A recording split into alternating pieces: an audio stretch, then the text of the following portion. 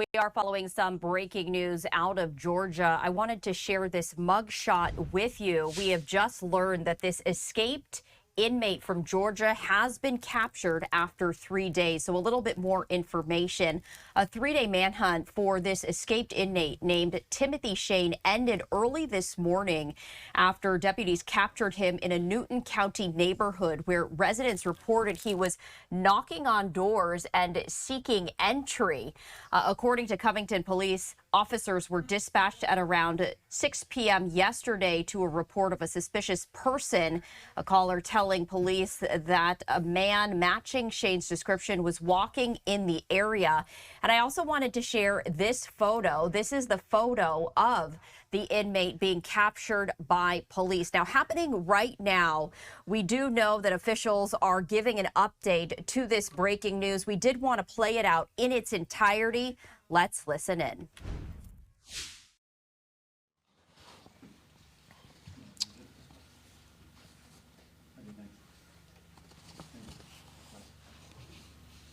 Ready? Okay. Y'all ready? Everybody good? All right. Good afternoon. I'm Sheriff Eric Levitt. That's ERICLEVETT. So on November the 30th, our national EMS, our ambulance service here, responded to the Rockdale County Jail of a report of an attempted suicide.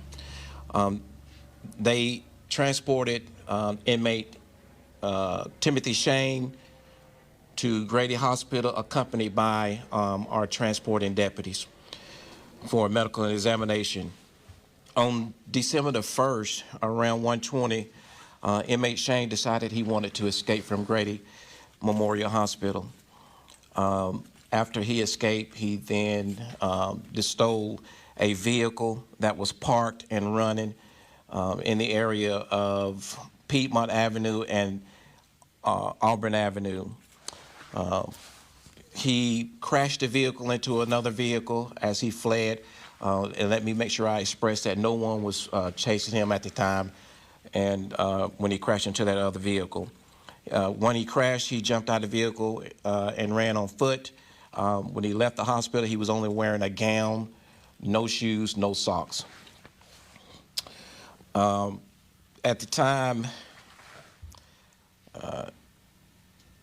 inmate Shane, we knew that inmate Shane had a history of fleeing and stealing vehicles, which was a huge concern of ours once we learned that he had escaped from the hospital. Once we was notified, we launched units in the area of the hospital along with Atlanta PD was called, who assisted us, as well as Fulton County Sheriff's Office. Once Atlanta PD arrived on the scene to work the accident and speak with the owner of the vehicle, they discovered that a handgun was missing from the vehicle, and at that time we considered inmate Shane to be armed and dangerous.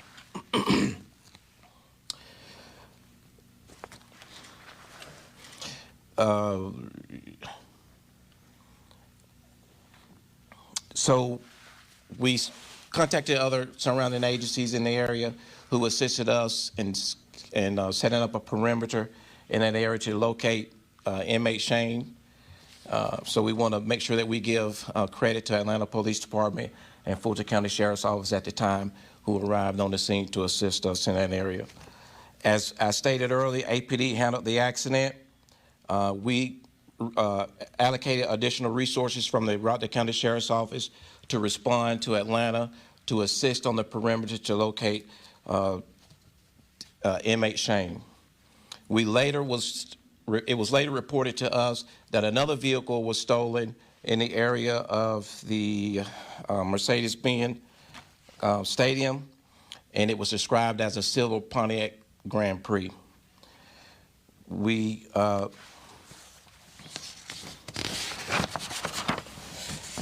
As we were doing our investigation to track down that vehicle, we noticed that that vehicle had hit our flock in Rockdale County around 8:10 a.m.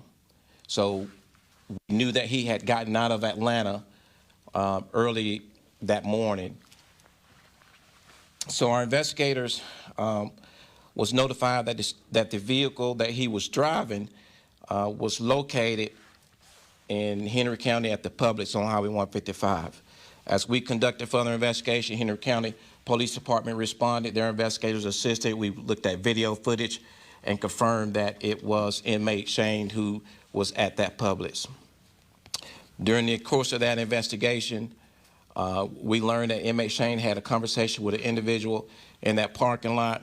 We was able to identify that individual who had no connections to inmate Shane, and the vehicle that he was driving was abandoned, which was recovered. Inmate Shane was later picked up, we discovered, through surveillance of the Publix by an Uber driver occupying a black SUV. Once we tracked down the black SUV, we learned that he was dropped off at a location in Rockdale County. We allocated our resources to that area where we learned that inmate Shane had connections to an address in the area of that location in Rockdale County. We came back to the office. We put undercovers in that area to watch that house, and we got a search warrant, and we went and hit that residence. Once we hit the residence, we found several occupants of that residence, but inmate Shane was not there. However, he had been there earlier. During the course of the investigation, we learned that we received information that inmate Shane had made his way into Newton County, and we received calls around 4:40 p.m. that he was at a Dunkin' Donuts on 278. He had contacted somehow a ride share who picked him up and dropped him off in the area, in the middle of the road, in the area of Old Monticello Way. Once we received that information, we allocated resources in that area on Old Monticello Way, and we contacted the Covington Police Department who assisted us in that area. Covington PD began to receive tips that there was a white male knocking on doors in that area. The Covington PD units responded, as well as Rockdale Sheriff's Office units responded, and we deployed K9. K9 began tracking in that area. As we were tracking and attempting to locate the suspicious male in that area, we did discover that it was inmate Shane based upon Ring camera footage that we received to identify him. We contacted the Georgia State Patrol helicopter to assist us in locating him once he was identified that was him in that area. And we also, as I stated earlier, had K9 deployed. We removed K9 once the helicopter arrived and contacted other K9s to assist us because that K9 had became exhausted. And we